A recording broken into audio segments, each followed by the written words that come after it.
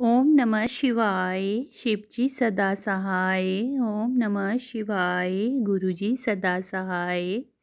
जय गुरुजी। शुक्राना गुरुजी। शिवपुराण श्री कोटि रुद्र संहिता 5वां अध्याय। नंदकेश की महिमा वर्णन। सूत जी बोले, हे ऋषियों, कालंजर नामक पर्वत पर श्री नीलकंठेश्वर शिवलिंग स्थित है। ये भक्तों के लिए कल्याणकारी है। वहीं पर एक सुंदर कुंड है।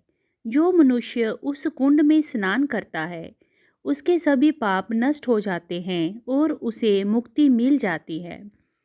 रेवा नदी के किनारे असंख्य लिंग हैं जो अमोघ फल देने वाले हैं। इनकी महिमा अनंत है। मैं आपको भगवान शिव के लिंगों की महिमा के बारे में बताता हूँ। अर्तेश्वर नामक ज्योतिर्लिंग पापों का नाश करने वाला है। यहीं पर परमेश्वर व सिद्धेश्वर नामक लिंग भी हैं। रेवा नदी के किनारे रामेश्वर, कुमारेश्वर, पुंडीरेश्वर, मंडलेश्वर एवं तीक्ष्णेश्वर नामक शिवलिंग हैं। इनके दर्शनों से भक्तों के सभी पापों का नाश हो जाता है। नर्मदा नदी के किनारे स्थित धुंधरेश्वर, शालेश्वर, कुंभेश्वर, सोमेश्वर, नीलकंठेश्वर, मंगलेश्वर व नंदिकेश्वर नामक शिवलिंग सभी कामनाओं को पूरा करने वाले तथा मुक्ति प्रदान करने वाले हैं।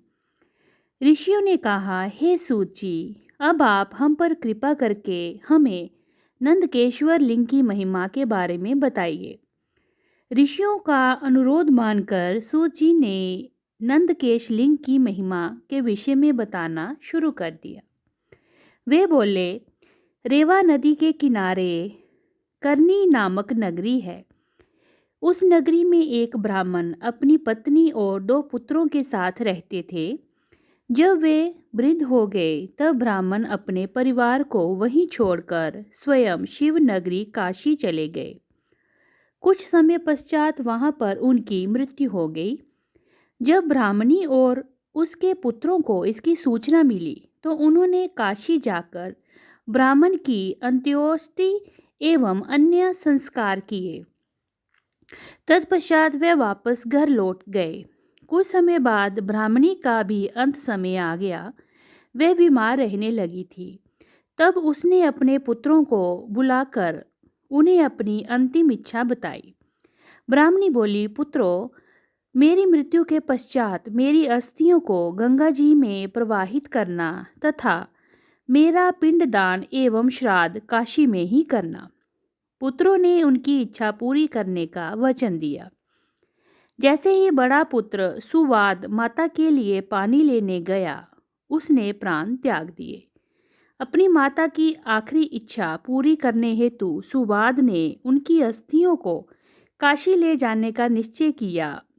उसे 20 योजन का मार्ग तय करना था। रास्ते में ही रात घिर आई। तब सुवाद ने एक ब्राह्मण के यहाँ रात गुजारने का फैसला किया। उस ब्राह्मण के घर में रुककर सुवाद भगवान शिव का पूजन करने के पश्चात वहीं पर विश्राम करने लगा। तभी वहां उसे एक अद्भुत बात दिखाई दी। इति श्री 5वां अध्याय समाप्त। 6ठा अध्याय, ब्राह्मणी की सद्गति व मुक्ति। सूत जी बोले, हे ऋषियों, जिस ब्राह्मण के घर में सुवाद ठहरा था वे सुबह शाम दोनों समय अपनी गायों का दूध निकाला करता था। आज भी उसने अपनी स्त्री से कहा कि बर्तन दे दो, मैं दूध निकालता हूँ। तब उसकी पत्नी ने दूध का पात्र दे दिया और बछड़े को खोलकर गाय के पास भेज दिया। परंतु बछड़े ने जैसे ही थोड़ा सा दूध पिया, उसे तुरंत गाय के पास से हटा दिया गया। माँ के पास से हटा देने पर बछड़ा उछलने लगा, जिससे ब्राह्मण के पैर में ठोकर लग गई। क्रोधित होकर ब्राह्मण ने बछड़े को बहुत पीटा और गाय का दूध निकाल लिया। गाय दुखी होकर रोने लगी कि अपने बच्चे को दूध भी नहीं पिला सकती। मैं अपने बच्चे को पिटते हुए देखती रही, परंतु उसकी कोई मदद नहीं कर सकी। तब बछड़ा अपनी माता को समझाने लगा कि माता, तुम धैर्य रखो, जो जैसा करता है वह उसी का फल भी भोगता है। अपने बछड़े की ज्ञान भरी बातों को सुनकर गाय बोली, मैं जानती हूँ कि तुम सही कह रहे हो, परंतु अपने पुत्र की दुर्दशा मुझसे देखी नहीं जाती। मुझे उस ब्राह्मण को दंड देना ही होगा, क्योंकि यदि मैं कुछ नहीं करूँगी तो यही सब बार बार होगा। तब बछड़ा अपनी माता से बोला, माँ, यदि आप ब्राह्मण को मारोगी तो आपको ब्रह्म हत्या का पाप लगेगा। अपने पुत्र की ऐसी बातें सुनकर गाय ने कहा, पुत्र, तुम ठीक कह रहे हो, परंतु गाय को सताने का दंड ब्राह्मण को अवश्य मिलना चाहिए। बाकी रहा ब्रह्म हत्या, उसके पाप को मिटाने का उपाय मैं जानती हूँ। ये कहकर गाय चुप हो गई। गाय और बछड़े की ये बातें सुबाद ने सुन ली थी।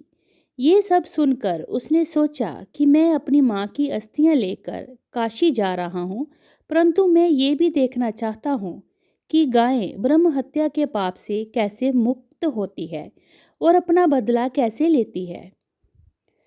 प्रातःकाल होने पर सुबाद वहाँ का दृश्य देखने लगा। उस दिन ब्राह्मण ने अपने पुत्र से दूध निकालने के लिए कहा। उसके पुत्र ने भी गाय के बछड़े को पीटना शुरू कर दिया, जिससे गाय को क्रोध आ गया और उसने अपने सींगों के प्रहार से लड़के की बगल में कर दिया। ये देखकर ब्राह्मण ब्राह्मणी दोनों दौड़ते हुए अपने पुत्र के पास आए, परंतु कुछ ही देर में उसके पुत्र के प्राण पखेरु उड़ गए। तब हाहाकार मच गया, सब रोने लगे। ब्राह्मण ने पीट पीट कर गाय और उसके बछड़े को घर से निकाल दिया। ब्रह्म हत्या की दोषी उस गाय का रंग सफ़ेद से काला पड़ गया। जैसे ही गाय और बछड़ा घर से निकले, वह पथिक सुबाद भी उनके पीछे पीछे चल पड़ा। वे देखना चाहता था कि गाय क्या करती है और कहाँ जाती है। चलते चलते वे नर्मदा नदी के किनारे पहुँचे, जहाँ पर पहले से ही नंदीकेश्वर महादेव विराजमान थे। गाय ने नर्मदा नदी में 3 गोते लगाए तो उसका काला रंग पुनः सफ़ेद हो गया। ये देखकर सुबाद को बड़ा आश्चर्य हुआ। गाय वहाँ से निकलकर कहीं अन्यंत्र चली गई। तब नर्मदा को प्रणाम कर ब्राह्मणी पुत्र सुबाद ने भी नदी में स्नान किया। फिर नंदीकेश्वर का विधि पूर्वक पूजन करने के पश्चात वह काशी को चल पड़ा। रास्ते में सुबाद को एक युवती दिखाई दी, जिसने सुंदर वस्त्र एवं अलंकार धारण किए हुए थे। उसने सुबाद से पूछा, ब्राह्मण देवता, आप इस प्रकार प्रसन्न होकर कहाँ से आ रहे हैं और कहाँ जा रहे हैं? तब सुबाद ने उस युवती को सारी बातें बता दी और कहा कि मैं अपनी माता की आज्ञा को पूर्ण करने हेतु उनकी अस्थियां काशी ले जा रहा हूँ। तब ये सुनकर वह युवती बोली, ब्राह्मण, तुम बहुत भोले भाले हो। ये तीर्थ अत्यंत पवित्र है। प्रतिवर्ष बैसाख शुक्ल पक्ष की सप्तमी के दिन नर्मदा की पवित्र धारा में स्वयं गंगा जी आती हैं। आज वही शुभ दिन है, इसीलिए तुम अपनी माता की अस्थियों को यहीं प्रवाहित कर दो। ये कहकर वह युवती अंतर्ध्यान हो गई। सुबाद पुनः नर्मदा नदी की ओर लौट आया और उसकी पवित्र धारा में सुबाद ने अपनी माता की अस्थियां प्रवाहित कर दी। तभी उसे एक दिव्य दृश्य दिखाई दिया।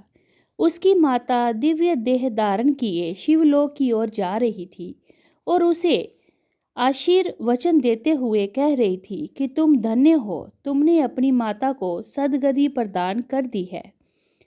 पुत्र को आशीर्वाद देते हुए वे ब्राह्मणी शिवलोक को चली गई। इति श्री छठाध्याय समाप्त। ओम नमः शिवाय। शिवजी सदा सहाय। ओम नमः शिवाय। गुरुजी सदा सहाय। जय गुरुजी। अनंतम अनंतम शुक्राना गुरुजी।